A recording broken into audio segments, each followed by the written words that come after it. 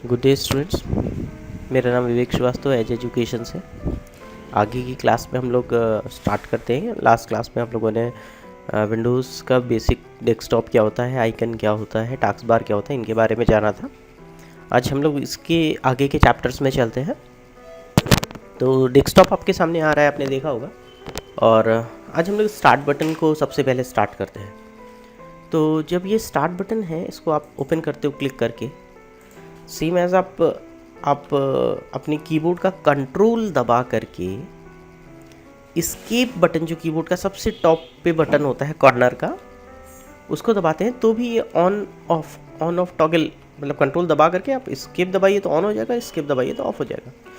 तो आप ऐसे भी ऑन कर सकते हैं, या आपके कीबोर्ड में एक विंडो बटन होता है कंट्रोल के जस्ट बगल में, विंडो बनी होती है उसके अंदर, आप इसको भी क्लिक करिए तो भी ये ऑन हो जाता है। तो ये आपका स्टार्ट बटन है। आप यहाँ पर देख सकते हैं कि ये स्टार्ट बटन है और हम इसके अंदर से चीज़ों को स्टार्ट कर सकते हैं। जब आप इसको स्टार्ट करते हैं तो देखिए, एक तो ये वाला पार्ट आपका आ रहा है और ये दूसरा राइट पार्ट आ रहा है। This is right pane. तो यहाँ पर आप सबसे पहले आपको मिलता है सर्च प्रोग्राम एंड फाइल्स। ये सर्च बॉक्स है यहाँ का। आप कोई भी एप्लीकेशन सर्च करना चाहते हैं, अगर कोई भी एप्लीकेशन आप सर्च करना चाहते हैं तो आप यहाँ पर नाम डाल दीजिए, जैसे कि MWORD, वर्ड। तो देखिए वर्ड आ गया है। आप PAINT, पेंट। तो देखिए पेंट से रिलेटेड जितने भी ऑप्शन यहाँ पर आपको दिखाई पड़ रहे हैं, ये आ गया, ये आपका पेंट। ठीक है। कैरेक्टर मैप, ये कैरेक्टर मैप आ गया। तो ये सर्च बॉक्स है जो सर्च करके आपके सामने उस एप्लीकेशन को यहाँ पर ला करके दे देता है जिसको आप ऑपरेट करना चाहते हैं। तो ये सर्च बॉक्स है। आप यहाँ से इसको कैंसिल कर सकते हैं। सर्च बॉक्स कैंसिल हो गया। आप कुछ भी जो सर्च करना चाहें आप यहाँ से डायरेक्टली सर्च कर सकते हैं। ये सबसे पहला आपको यहाँ पर मिलता है सर्च बॉक्स, जिससे आपको अंदर जा करके ढूंढने की ज़रूरत नहीं है। आप डायरेक्टली यहाँ पर लिख करके एक वर्ड या कीवर्ड दे करके आप चीज़ों को सर्च करा सकते हैं। इसके बाद ये जो पार्ट है, ये रिसेंटली यूज्ड सॉफ्टवेयर्स है जिनको आप बार बार यूज़ करते हैं। तो आप इन सॉफ्टवेयर्स को जैसे आपने पिन टू टास्क बार किया था, वैसे आप पिन टू स्टार्ट मेन्यू कर सकते हैं। तो पिन टू स्टार्ट मेन्यू जो आप करेंगे वो इसमें ऐड होते चले जाएंगे, इसमें ऐड हो जाएंगे। तो आप जैसे ही स्टार्ट बटन खोलते हैं वैसे ही तुरंत जो है यहाँ से ओपन हो जाता है। बेसिकली आप जैसे ही स्टार्ट बटन क्लिक करते हैं आपको यहाँ पे वो सॉफ्टवेयर मिलेगा। तो ये भी बहुत अच्छा ऑप्शन है यहाँ पर, जिसको आप यूज़ कर सकते हैं यहाँ पर। उसके बाद ये ऑल प्रोग्राम्स पे जब आप क्लिक करते हैं तो ये देखिए, ये बैक वापस आ गया। यहाँ पर ओपन अ लिस्ट, आप देख सकते हैं, open a list of your program. तो अगर आप अपने प्रोग्राम्स की लिस्ट को, आप अपनी एप्लीकेशंस की लिस्ट को ओपन करना चाहते हैं तो आपके पास बहुत अच्छा ऑप्शन है ये। आप इसको क्लिक करिए और आपको सारे सॉफ्टवेयर्स जो आपने इंस्टॉल कर रखे हैं अपने कंप्यूटर्स में, वो सारे आपको यहाँ पर मिलेंगे। तो आप देख सकते हैं, ये नीचे कर सकते हैं आप इस स्क्रॉल बार को। ये वर्टिकल स्क्रॉल बार है, आप इसको नीचे कर सकते हैं। अब देखिए ये एसेसरीज़ है। ठीक है, एसेसरीज़ में आपके देखिए ये वर्ड पैड है जो आप इस्तेमाल कर रहे हैं, नोट पैड है, पेंट है, डॉस के कमांड्स को चलाने के लिए कमांड प्रॉम्प्ट है, साउंड को रिकॉर्ड करने के लिए साउंड रिकॉर्डर है। तो इस तरीके से आपको ये मिल रहा है। इसके अलावा सिस्टम टूल्स भी दिए गए हैं इसके अंदर, इनको भी हम लोग देखेंगे आज। तो ये आपके सामने ऑप्शन दिए हुए हैं। इसके अलावा आप देख सकते हैं और जैसे एडोब से रिलेटेड जितने भी सॉफ्टवेयर्स हैं, पेज मेकर, वो आपको यहाँ मिल रहा है। तो इस तरीके से करके आपको यहाँ पर सॉफ्टवेयर्स मिल रहे हैं। MS ऑफिस है आपका, क्लिक करिए। आपको जो भी एप्लीकेशन खोलना है आप यहाँ पर क्लिक करके इन एप्लीकेशंस को ओपन कर सकते हो। तो ये स्टार्ट बटन के अंदर जा करके आप अपने सॉफ्टवेयर्स को, अपने एप्लीकेशंस को ढूंढ करके आप उनको यहाँ से ओपन कर सकते हो। वापस आप बैक आना चाहो तो ये रिटर्न टू बैक है। ठीक है, तो आपने रिटर्न टू बैक पे क्लिक किया, आप वापस यहाँ पर आ गए। तो ये आपको इस तरीके से ऑल प्रोग्राम्स मिलते हैं जिनके अंदर आपको एप्लीकेशंस मिलते हैं और आप अपने एप्लीकेशंस को यहाँ से भी जा कर के ओपन कर सकते हैं। अच्छा, ये जो रिसेंटली जो हमने यहाँ पर पिन कर रखे थे टास्क बार पर, अगर इन सॉफ्टवेयर्स की हमारी जो करंट फाइल्स जिनको हमने रिसेंटली ओपन किया होता है, तो वो यहाँ पर दिया होता है, आपको सीधे फाइल खोलने का ऑप्शन भी यहाँ पर मिल जाता है। जैसे कि आपको एक्सेल के अंदर आपने ये सारी फाइल्स पे काम किया हुआ है, ये रिसेंटली ओपन फाइल्स हैं, आप इनमें से किसी को भी क्लिक कर सकते हैं। आप किसी फाइल पे ज़्यादा काम करते हैं तो आप इनको ये पिन कर सकते हैं, ये आपको बिल्कुल अलग मिलेंगी। तो ये पिन भी आप इनको कर सकते हैं और पिन करने पर आपको वो फाइल्स अलग यहाँ पर मिलेंगी। आपको उनको भी इसमें से ढूंढना नहीं पड़ेगा, क्योंकि ये जो फाइल्स हैं ये जब भी खोली जाएंगी तो ये क्या होता है कि ये यहाँ से मूव हो जाएंगी और जो पहले जो लास्ट फाइल खोली गई होगी वो टॉप पे आ जाएगी। तो ये जैसे एक्सेल की हो गई, ये आप देख सकते हैं कि वर्ड की हो गई। तो जिन में आपने काफ़ी सारी फाइल्स को ओपन करा है तो आपको वो फाइल्स यहाँ पर मिलती रहेंगी और आप यहाँ से उन फाइल्स को ओपन कर सकते हैं डायरेक्टली। आप किसी को पिन करना चाहें तो ये देखिए पिन का ऑप्शन दिया हुआ है, आप यहाँ से पिन भी कर सकते हैं इनको, ये लिस्ट में पिन हो जाएंगे, ये सबसे ऊपर मिलेंगे। अगर आपको इस फाइल पे ज़्यादा काम करना पड़ता है तो आपको उसको ढूंढने की या यहाँ रिसेंट में आकर के ढूंढने की भी ज़रूरत नहीं है। तो ये आपका पिन टू टास्क बार, जो आपके पिन टू स्टार्ट मेन्यू जो आपके एप्लीकेशंस है, ये उनकी प्रॉपर्टीज़ हो गई। तो ये पार्ट आपको बिल्कुल क्लियर हो गया होगा मेरे ख्याल से। अच्छा, अब इसके राइट पार्ट की तरफ जब चलते हैं तो राइट पार्ट की तरफ आप देख सकते हैं ये जो पार्ट आ रहा है, ये देखिए यहाँ पे एक लाइन बनी हुई है, ये जो पार्ट आ रहा है ये वाला पार्ट, तो ये जो पार्ट है ये पर्सनल फोल्डर्स का है।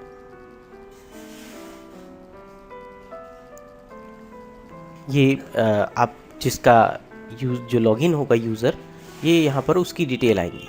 ठीक है, आपने ये क्लिक कर दिया, ये डायरेक्टली खुल गया। यहाँ से आप फोटोग्राफ चेंज करना चाहें तो आपके पास ऑप्शन भी है, यहाँ से अकाउंट में जा करके आप अकाउंट की सेटिंग्स भी चेंज कर सकते हैं। ये सारी चीज़ें हम लोग आगे पढ़ेंगे, तो यहाँ पर जा करके हम लोग चेंज भी कर सकते हैं। चेंज पिक्चर में जा करके हम लोग पिक्चर्स भी चेंज कर सकते हैं। आप दूसरी पिक्चर लगाना चाहें तो वो भी ऑप्शन हमारे पास यहाँ पर अवेलेबल है कि हम यहाँ से दूसरी पिक्चर भी सिलेक्ट करके अपने कंप्यूटर से अगर हमारे पास है तो हम उसको लगा सकते हैं।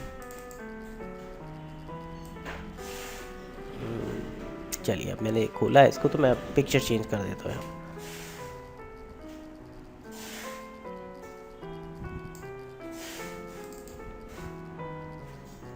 ये पिक्चर मैंने लगा दी।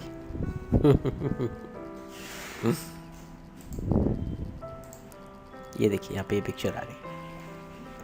ठीक है, तो ये पर्सनल फोल्डर है, आप इसको यहाँ से क्लिक करके भी खोल सकते हैं। ये खुल गया, या आपके पास ऑप्शन है यहाँ पर इसको भी क्लिक करके आप इसको खोल सकते हैं। वो तो आपका यूज़र अकाउंट खुला था, बट यहाँ से आप पर्सनल फोल्डर खोल सकते हैं। इसके अंदर आपका जो भी फाइल है, सेव है, डाउनलोड से आप सब कुछ देख सकते हैं। इसके बाद यहाँ पर आप देखिए डॉक्यूमेंट्स। ठीक है, जो भी आपके डॉक्यूमेंट्स होते हैं, जैसे कि वर्ड की फ़ाइल, एक्सेल की फाइल, मतलब बेसिकली जिन चीज़ों को अपने डॉक्यूमेंट्स के अंदर सेव कर रखा है वो आपके सारे यहाँ पर आपको मिल रहे हैं। आप इनको यहाँ से एक्सेस कर सकते हैं। पिक्चर्स, ये पिक्चर फोल्डर है। अगर इसके अंदर आपने आप देखना चाहें तो आप यहाँ से जा कर के पिक्चर्स देख सकते हैं, आप जो भी है ये।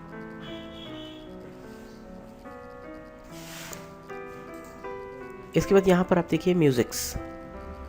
अगर म्यूज़िक्स आपने कोई डाउनलोड कर रखी हैं, डाल रखी हैं, तो आपको ये म्यूज़िक्स भी मिलेंगे। आप इनको चला भी सकते हैं यहाँ से।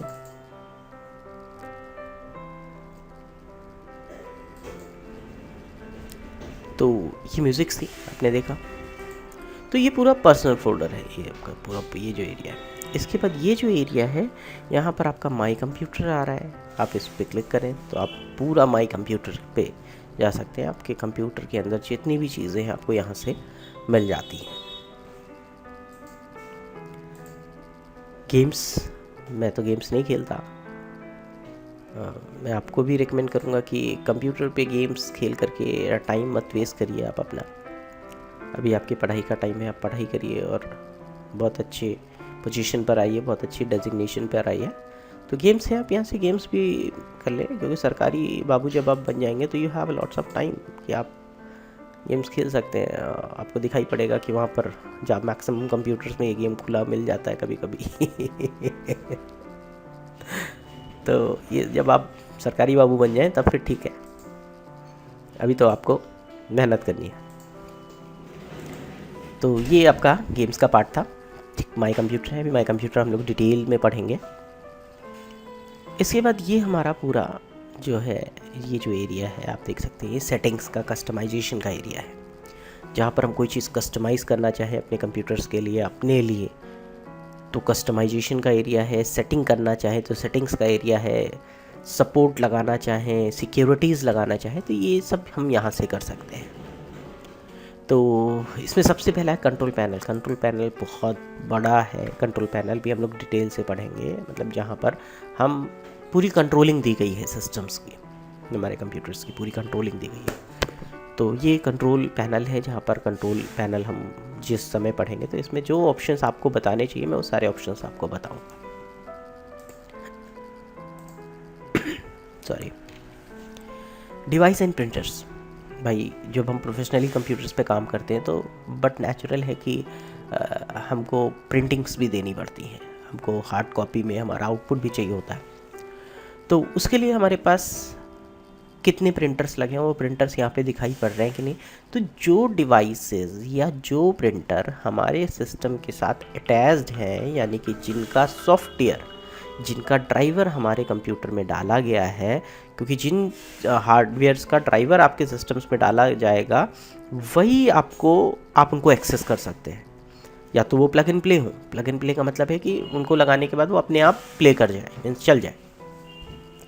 बट अगर ऐसा नहीं है तो आपको ड्राइवर इंस्टॉल करना पड़ता है। तो मेरे पास जो प्रिंटर लगा है आप देख सकते हैं यहाँ, HP LaserJet 1020 प्रिंटर है, वो यहाँ पर दिखाई पड़ रहा है। इसके अलावा मेरा कीबोर्ड है वायरलेस, वो यहाँ पे दिखाई पड़ रहा है। मेरा एक स्पीकर है वायरलेस, वो यहाँ पे दिखाई पड़ रहा है। These are the wireless devices. तो यहाँ पर आपके सारे डिवाइसेस इन प्रिंटर्स ये सब दिखाई पड़ रहे हैं। यहाँ पे आपके पास एक से ज़्यादा प्रिंटर इंस्टॉल होते हैं तो वो यहाँ लिस्ट में आते रहते हैं। आप किसको मेन प्रिंटर रखना चाहते हैं, राइट क्लिक करके आप सेट एज डिफ़ॉल्ट प्रिंटर पे जाके इसको कर देते हैं, वो प्रिंटर आपके लिए मेन हो जाता है। यानी आप डायरेक्टली अगर प्रिंटिंग भेजेंगे तो उस पर जाएगा।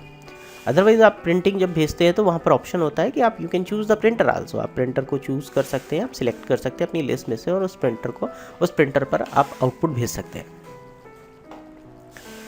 तो ये था प्रिंटर। मैंने कंट्रोल पैनल आपको बताया, अभी और डिटेल में पढ़ेंगे। डिवाइसेस एंड प्रिंटर्स आपका ये हो गया। डिफ़ॉल्ट प्रोग्राम्स की सेटिंग्स, ये भी हम लोग आगे देखते हैं। इसके बाद सबसे अच्छा ऑप्शन मुझे ये लगता है शटडाउन। शटडाउन मीन्स जब आप कंप्यूटर्स को बंद करते हैं, यानी कि ये बिल्कुल वो समय होता है जब आप बेड पे जाते हैं सोने के लिए। तो जब आप कंप्यूटर को चाहते हैं कि ये सोने चला जाए तो आप शट डाउन करते हैं, इसको बंद करते हैं। बट इसके अंदर वेरियस ऑप्शंस आपको दिए जाते हैं, जैसे कि सबसे पहला ऑप्शन है स्विच यूज़र। स्विच यूज़र क्या करता है, मान लेते हैं कि आपके घर में आपका जो सिस्टम है उसमें आपने 3 यूज़र्स बना रखे हैं, एक आपका, एक पापा का और एक अपने ब्रदर या सिस्टर का। तीनों के अलग अलग नाम से आपने बना रखे हैं और उनके अपने अपने पासवर्ड्स हैं। वो बहुत अच्छी चीज़ है। उसमें क्या है कि एक दूसरे का काम हम लोग नहीं देख सकते और हमारा काम कोई डिस्टर्ब नहीं कर सकता। तो वो कैसे बनता है, वो कंट्रोल पैनल से बनता है, मैं आपको बताऊँ। बट अभी मैं अपने यूज़र पे काम कर रहा था, बट साइमल्टेनियसली मेरे पिताजी आए और उन्होंने कहा मुझे एक प्रिंट निकालना है। तो वो उनके अकाउंट में फ़ाइल पड़ी हुई थी, तो हम यहाँ से स्विच यूज़र दबाएंगे, हमारा अकाउंट लॉग ऑफ नहीं होगा बट यूज़र, उनका अकाउंट आ जाएगा, वो अपना काम करेंगे और उसको करने के बाद वो अगर उसको लॉग ऑफ कर देंगे तो फिर हमारा यूज़र अकाउंट चालू हो जाएगा। अदरवाइज़ हम अपना अकाउंट फिर से स्विच यूज़र के थ्रू ओपन कर सकते हैं। तो यहाँ पर क्या है कि एक साथ हम मल्टी यूज़र्स को बना करके काम करा सकते हैं। तो एक तो स्विच यूज़र हो गया, आप दूसरा है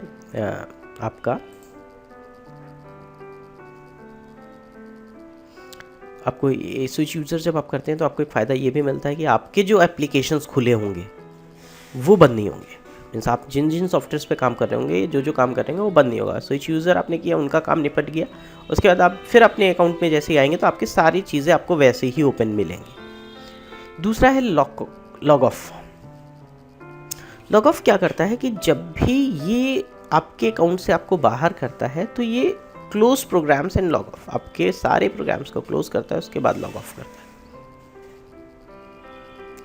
तो लॉग ऑफ हम करके जा सकते हैं। मान लेते हैं मैं अपना काम कर रहा था बट मुझे बाहर कोई मिलने आ गया, अब मुझे 10 मिनट के लिए जाना है और मेरे घर में कुछ बच्चे हैं जो मुझे लगता है कि ऐसा ना हो कि मैं बाहर जाऊं तो वो मेरा काम को डिस्टर्ब कर दें। तो सिस्टम नहीं बंद करना चाहता हूँ, लेकिन मैं अपने सारे एप्लीकेशंस को बंद करके, अपने सारे सॉफ्टवेयर्स को बंद करके सिस्टम ओपन रख करके ही जाना चाहता हूँ। तो मैंने लॉग ऑफ दबा दिया और लॉग ऑफ दबा करके इस तरीके से करके मैं बाहर जा सकता हूँ। लॉक कंप्यूटर्स को लॉक कर देता है, पासवर्ड आएगा फिर आप एक्सेस कर पाएंगे। रीस्टार्ट, कभी कभी हम बहुत देर तक जब काम कर रहे होते हैं तो हमारी बहुत सारी मेमोरी बिजी हो जाती है, कंप्यूटर हमारा स्लो हो जाता है। तो हम चाहते हैं कि कंप्यूटर वापस से एक बार रीस्टार्ट हो जाए, जिसमें बूटिंग सही से हो जाए, एक बार बूस्टिंग हो जाए कंप्यूटर की। तो मैं यहाँ पर रीस्टार्ट का बटन दबाऊंगा और कंप्यूटर को रीस्टार्ट कर दूंगा और कंप्यूटर शटडाउन करके वापस से स्टार्ट होगा, पूरी बूटिंग प्रोसेस को फॉलो करेगा, जिससे कि हमारे कंप्यूटर को जो मेमोरी है वो बूस्ट हो जाए और हमारा कंप्यूटर सही से काम कर सके। कभी कभी क्या होता है कि हम ड्राइवर्स इंस्टॉल करते हैं, लेकिन वो ड्राइवर्स जब इंस्टॉल करते हैं तो उनका इफ़ेक्ट तभी आता है जब हम कंप्यूटर को रीस्टार्ट करते हैं। तो अगर उसके अंदर रीस्टार्टिंग ऑप्शन नहीं दिया है तो आप रीस्टार्ट पे क्लिक करके आप उसको रीस्टार्टिंग कर सकते हैं। स्लीप है, मैंने आपको लास्ट टाइम पे भी लास्ट क्लास में बताया था कि आपके कंप्यूटर्स को सबसे लो पावर स्टेट पर डाल देता है, मैक्सिमम जो इसके अंदर के हार्डवेयर्स हैं उनको बंद करके। लेकिन कंप्यूटर नहीं बंद करता है। आप अपनी वर्किंग को कभी भी दोबारा कंटिन्यू करना चाहें तो आप इंटर 2 बार आप दबाएंगे, पावर का 1 बार स्विच और दबाएंगे तो कंप्यूटर आपका स्टार्ट मिलेगा। तो आप इसको स्लीप मोड पर भी डाल के जा सकते हैं। जैसे आप मोबाइल को साइड बटन से बंद करते हैं तो स्लीप हो जाता है, जैसे ही आपका कॉल आता है, कुछ भी आप काम कर रहे होते हैं, आप साइड बटन दोबारा दबाते हैं तो ऑन हो जाता है। ठीक उसी तरीके से आप इसको स्लीप मोड पर भी डाल करके आप जा सकते हैं। नेक्स्ट है आपका शटडाउन। आप शटडाउन पे क्लिक करेंगे, शटडाउन हो जाएगा, कंप्यूटर बंद हो जाएगा, सब कुछ बंद करके आपके कंप्यूटर को,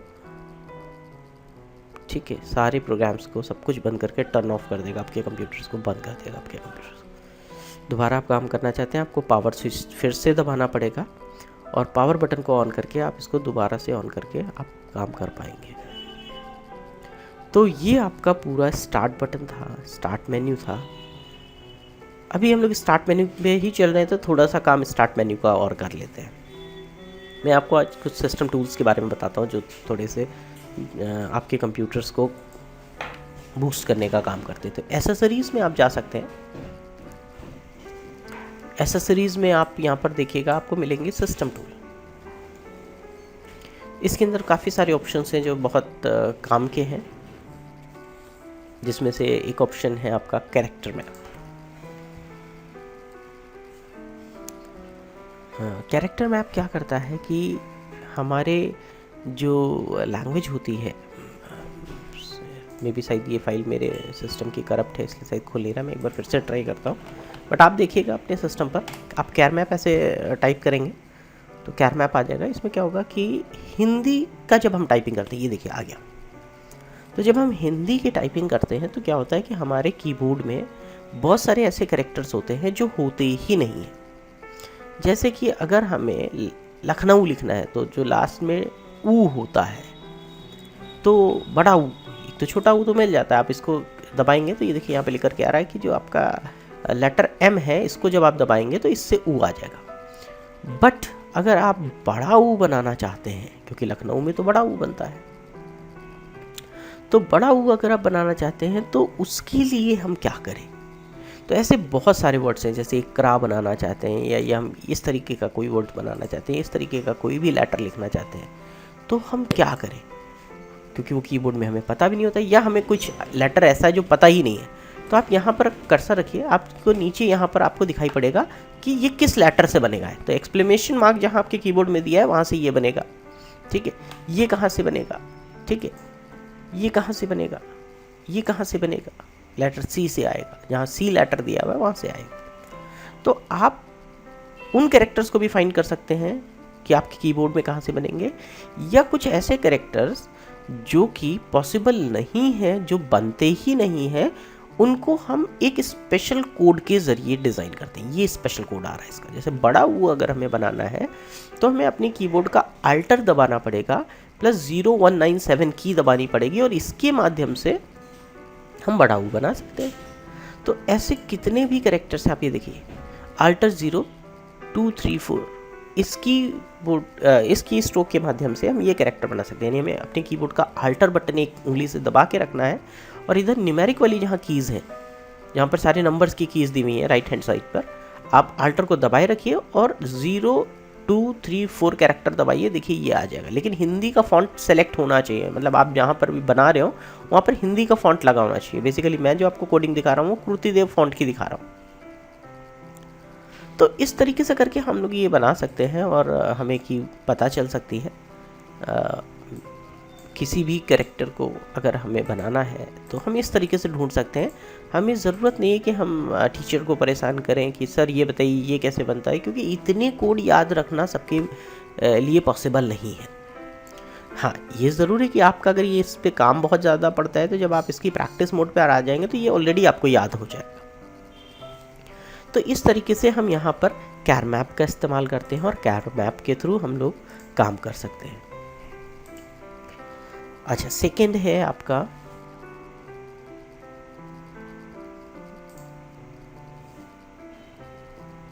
कंट्रोल पैनल, हम लोग पढ़ेंगे पूरा। ये है डीफ्रेगमेंट।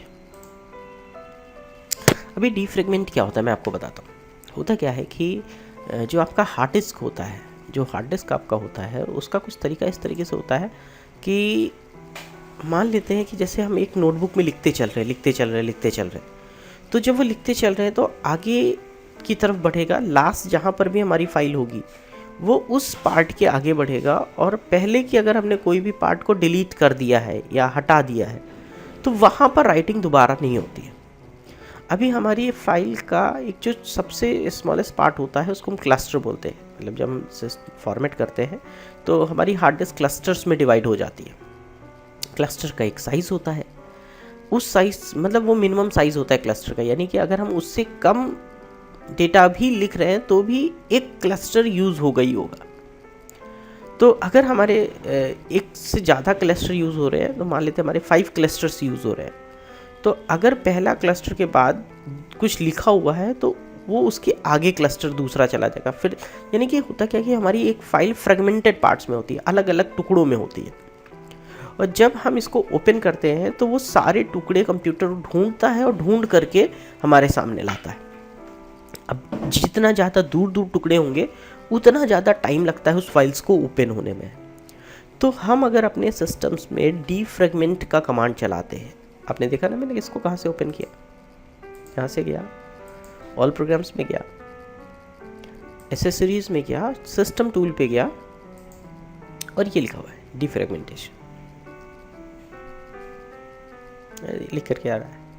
अब देखिए ना यहाँ पे कमेंट क्या लिख करके है, defragments your disk so that your computer run fast and more efficiency.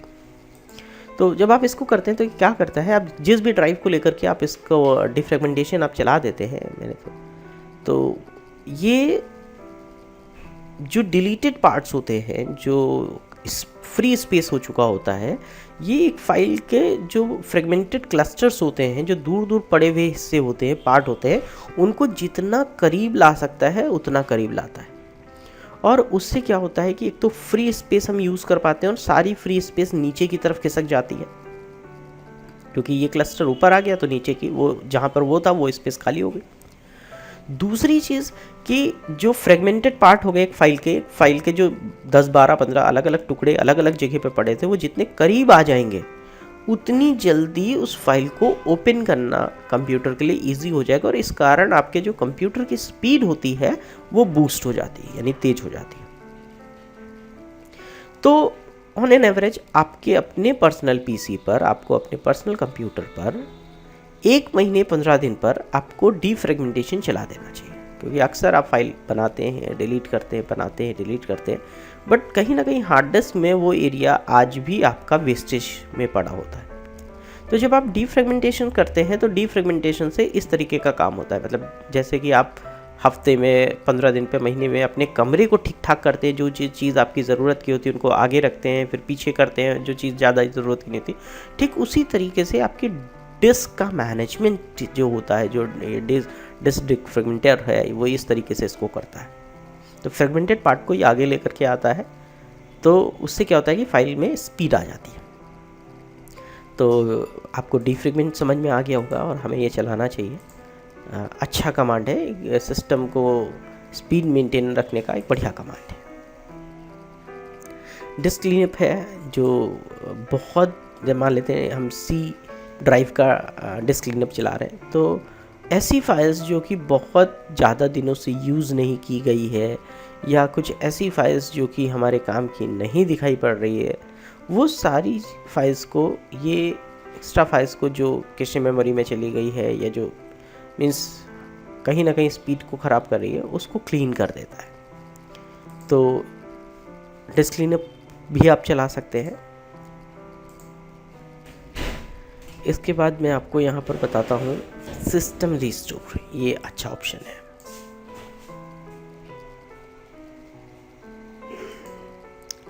System restore क्या होता है कि आज मैंने अपने सिस्टम को, मेरे इसमें कोई मैंने होता क्या है कि रिस्टोर कराने से पहले कोई रिस्टोरिंग पॉइंट होता है, उसको बनाना पड़ता है। तो अगर वो नहीं होगा तो फिर नहीं चलेगा। बट मैं आपको बताता हूँ कि ये कैसे काम करता है और इसका काम एक्चुअल में क्या है।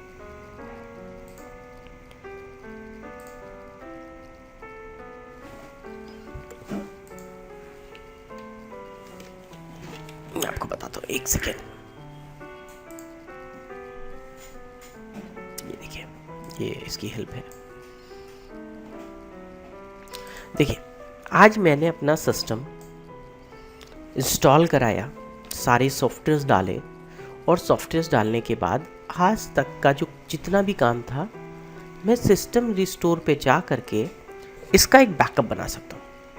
और आज की डेट पे जितना काम अभी तक हुआ है वो इसके रिस्टोरिंग पॉइंट, ये देखिए इसमें लिखा है no restore point have been created on your computer system.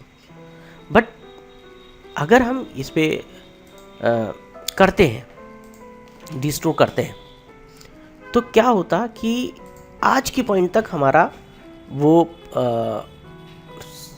जितना भी काम था वो सिस्टम के रिस्टोरिंग पॉइंट पर अवेलेबल हो जाता। और रिस्टोरिंग पॉइंट पर अवेलेबल हो जाने से हमको जो फ़ायदा मिलता वो ये मिलता कि कल परसों नरसों थोड़े दिन बाद अगर कोई भी प्रॉब्लम मुझे आ रही है सिस्टम पर, तो मैं रिस्टोरिंग पॉइंट पर आज की डेट को आप देखते हैं कि रिस्टोर पॉइंट वहाँ पर मिलता, और उस रिस्टोर पॉइंट से आप सिस्टम को रिस्टोर करा लेते। तो आपको उस दिन तक की जितनी भी आपने सेटिंग्स करी थी, जो जो चीज़ें आपने करी थी, जो ड्राइवर इंस्टॉल किए थे, वो सब कुछ आपको मिलता है। लेकिन उस डेट के आगे की जो चीज़ें होती वो सब चली जाती। तो सिस्टम रिस्टोरिंग आप मान लेते हैं आपने जिस दिन इंस्टॉल किया, आपको उस दिन कर लिया आपने, उसके बाद आपने 15 दिन के बाद आपको लगा कि आज भी हमारा सिस्टम बढ़िया चल रहा है और इसके अंदर जितना काम है, आपने फिर एक नया रिस्टोर पॉइंट बना दिया। तो रिस्टोर पॉइंट आप बार बार अगर क्रिएट करते हैं तो आपको फ़ायदा ये मिलता है कि लास्ट रिस्टोर पॉइंट जहाँ तक होगा, जब भी आप सिस्टम को रिस्टोर कराओगे वहाँ तक आपको बेनिफिट मिल जाएगा। तो ये सिस्टम रिस्टोरिंग होता है और आपको चलाना भी चाहिए, बढ़िया है। तो सिस्टम टूल के अंदर फ्रेंड्स आपको समझ में आ गया होगा अच्छे से। ओके, अभी ये एसेसरीज का पार्ट है। एसेसरीज में पेंट, नोटपैड, वर्डपैड हम लोग पढ़ेंगे, बट एक ऑप्शन कैलकुलेटर है, बहुत अच्छा ऑप्शन है भैया। कोई कैलकुलेट करने के लिए कहता है तो आज की डेट में हम सबसे पहले मोबाइल निकालते हैं, बट आप इस कैलकुलेटर को यूज़ करिएगा, बहुत अच्छा है। आप इसको कई तरीके से ओपन कर सकते हैं। आप यहाँ जा करके CLC लिख दीजिए, आ गया, एंटर करिए, खट से आ गया। कुछ भी आपको कैलकुलेट करना है आप इसको तुरंत कैलकुलेट कर सकते हैं, ठीक है। सबसे अच्छी बात यह है कि आप इसको कॉपी कर सकते हैं और आप इसको जिस भी सॉफ्टवेयर पे ले जा करके आप इसको पेस्ट कराना चाहें तो यू हैव द ऑप्शन कि आप वहाँ से कॉपी करें, कंट्रोल भी दबा करके आप यहाँ पे पेस्ट करा लीजिए। तो देखिए आपको डिजिट भी याद रखने की ज़रूरत नहीं, क्योंकि आप मोबाइल से नहीं कर सकते। तो ये आपके पास एक ऑप्शन है, आप यूज़ कर सकते हैं, अच्छा ऑप्शन है कैलकुलेटर का। ये देखिए, अच्छा ये तो कैलकुलेटर है। कैलकुलेटर सभी लोग अवेयर होते हैं, बचपन से ही कुछ ना कुछ करना पड़ जाता है और सभी लोग अवेयर हैं इसके बारे में। बट इसमें आपके पास कई तरीके के कैलकुलेटर्स हैं, जैसे कि यूनिट कन्वर्जन आपको करना है, किस चीज़ में करना है। आप ये देखिए, आप यूनिट कन्वर्जन्स कर सकते हैं। इसके अलावा आपको डेटा कैलकुलेशन करना है तो डेट कैलकुलेशन करना है तो आप डेट कैलकुलेशन कर सकते हैं, ठीक है। इसके अलावा आपके पास जो, ये तो बेसिक में लगा लेता हूँ इसको। इसके बाद आपका साइंटिफिक, अब ये जो कैलकुलेटर हो गया ये साइंटिफिक कैलकुलेटर होगा। आपको साइन वैल्यू लानी है, टैन वैल्यू लानी है, तो मैथमेटिकल ऑपरेशंस आपको यहाँ पर करने हैं, रेडियंस इस्तेमाल करना है। तो ये टर्म्स हैं, आप जो इन चीज़ों का इस्तेमाल करते हैं उनको पता होगा और वो यहाँ पर इस कैलकुलेटर के माध्यम से ही अपने कैलकुलेशंस को परफॉर्म करा सकते हैं। प्रोग्रामर, तो मैंने क्या किया, मैंने वैल्यू लिखी 220। मैंने कहा बाइनरी में क्या होगा ये, तो देखिए बाइनरी आ गई। अभी इसका हम बाइनरी निकालते तो एक बड़ा तरीका है। बाइनरी कैलकुलेशंस आपके फैकल्टी ने आपको सिखाया होगा, नहीं सिखाया तो मैं आपको आगे के लेक्चर्स में बाइनरी कन्वर्जन, ऑक्टल कन्वर्जन ये सब बताऊंगा, क्योंकि जो हमारा कंप्यूटर होता है वो इस लैंग्वेज में ही चीज़ों को समझता है। तो अब देखिए 220 को कंप्यूटर क्या समझता है, 110111100, कंप्यूटर ये समझता है। तो ये बाइनरी कन्वर्जन हो गया। किसका बाइनरी कन्वर्जन है, 220 का। अभी मैं बाइनरी लिखता हूँ और यहाँ पर एक देता हूँ 110, ये डेसिमल क्या होगा, 6 का, यानी कि 6 की बाइनरी ये आएगी, या इस बाइनरी का डेसिमल नंबर जो हम इस्तेमाल करते हैं वो 6 आएगा। तो आप देख सकते हैं कि कितना बढ़िया है, आप चीज़ों को कैसे यहाँ पर कैलकुलेट कर सकते हैं। जो टफ काम है उस काम को भी कितना इजी कर सकते हैं। तो स्टैटिस्टिक देख रहे हैं आप, देखिए तो एक सिंगल कैलकुलेटर के अंदर इतनी फैसिलिटीज़ आपको दी गई हैं। मैंने इसको स्टैंडर्ड लगा दिया क्योंकि ये सब लोग इस्तेमाल करते हैं, बाकी आप कॉपी पेस्ट कर सकते हैं। तो इस तरीके से करके आप देख सकते हैं, है ना। तो कैलकुलेटर का यूज़ आपको क्लियर हो गया होगा। एसेसरीज में आपको मिला था कैलकुलेटर, एक बहुत अच्छा ऑप्शन है, and that is run. Run में मैं आपको कुछ कमांड बताऊंगा जो आपके सिस्टम टूल्स के हैं, यानी आपके सिस्टम के स्पीड को बूस्ट करते हैं। सबसे पहला कमांड है प्रीफिच। रन पहले क्या है मैं आपको बताता हूँ। रन में अगर आपको आपके सॉफ्टवेयर्स की EXE फाइल्स का नेम पता है, एग्जीक्यूटेबल फाइल्स का नेम पता है, तो आप डायरेक्टली यहाँ से रन में डाल करके उसको ओपन कर सकते हैं। जैसे कि विन वर्ड, ये वर्ड की एक EXE फाइल होती है। आपने देखिए क्लिक करा, आपको कहीं ढूंढना नहीं पड़ा, आप सीधे अपने यहाँ पे लिखा RUN रन आया। रन पे आपने जैसे ही विन वर्ड लिखा तो तुरंत MS वर्ड खुल गया। आप यहाँ पे लिखे CALC, कैलकुलेटर ओपन हो गया। तो देखिए ना कितना इजी तरीका है अगर आप यहाँ से रन के थ्रू जा करके कोई चीज़ रन कराते हैं तो। क्लियर हुआ रन।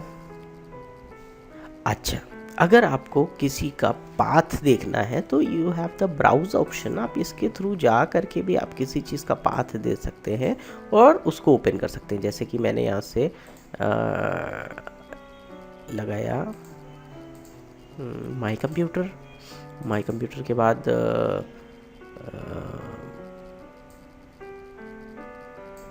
मैंने अपनी पिक लगाई, ठीक है। तो यहाँ पे तो नहीं आ रही, एक सी फाइल चाहिए ना, ये देखिए मैंने आपको दिखाया था। तो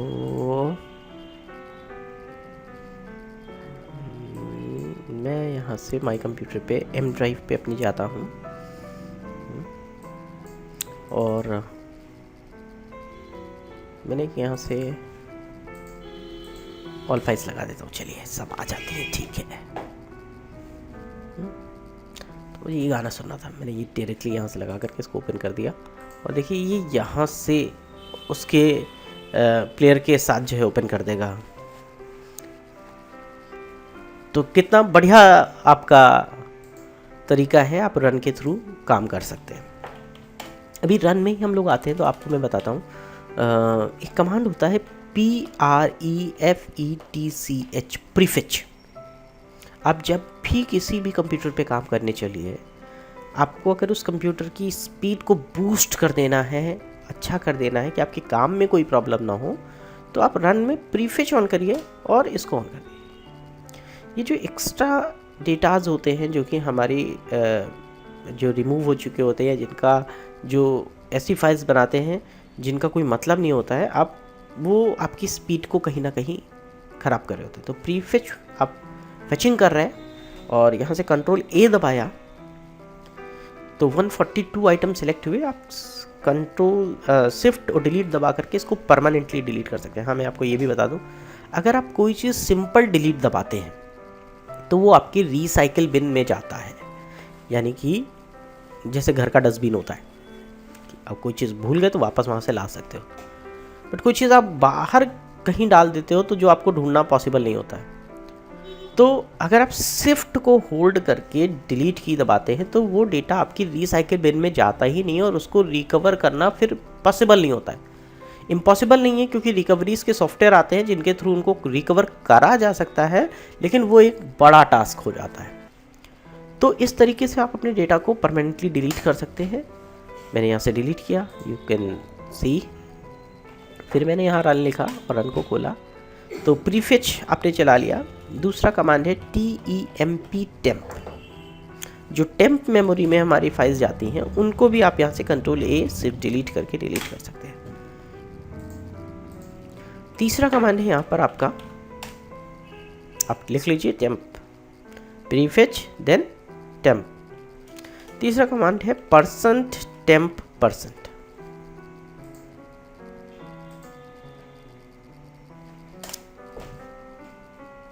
कंट्रोल A and सिर्फ डिलीट।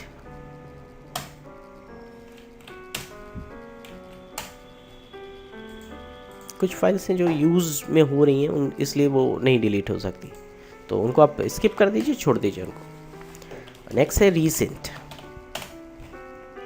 तो रीसेंट आप सिर्फ डिलीट। तो मैंने आपको जो जो कमांड्स बताए आप लिख लीजिए, ये तो अच्छे कमांड्स हैं। मतलब आपको आपके सिस्टम, आप इसके बाद रिफ्रेश मारेंगे, देखिएगा आपके सिस्टम की स्पीड बूस्ट हो गई। तो पहला कमांड मैंने आपको बताया था प्रीफेच, PREFETCH। दूसरा कमांड मैंने आपको बताया था टेम्प, TEMP टेम्प। तीसरा कमांड आपको बताया था %temp %। नेक्स्ट कमांड मैंने आपको बताया था रीसेंट। तो मैंने इतने कमांड आपको बताया, कमांड्स तो और भी हैं लेकिन आपको मैं ज़्यादा नहीं बताऊंगा अभी इसमें, क्योंकि कहीं ना कहीं कुछ चीज़ें ऐसी हैं जहाँ पर आपने अगर अपने ऑप्शंस का इम्प्लीमेंटेशन कर दिया तो वो सिस्टम को परेशान कर देंगे, कहीं डिस्टर्ब कर सकते हैं। तो वो आपके जो इंस्टीट्यूट है, आपका जो अपना एक संस्था है, उसके और बच्चों को प्रॉब्लम आ सकती है। तो आप ये इतना करिएगा, आपको आपके सिस्टम की स्पीड अच्छी मिलेगी। तो यू विल फाइंड कि इस तरीके से हम अपने सिस्टम की स्पीड को बूस्ट कर सकते हैं। तो ये आपका था, जिसमें मैंने आपको एसेसरीज़ में मैंने आपको बता दिया आपको। बाकी तो इसमें और हम लोग पढ़ेंगे अभी। विंडोज़ एक्सप्लोरर भी मैं आपको पढ़ाऊँगा पूरा। तो अच्छे लगी होगी आपको क्लास। मेरा नाम विवेक श्रीवास्तव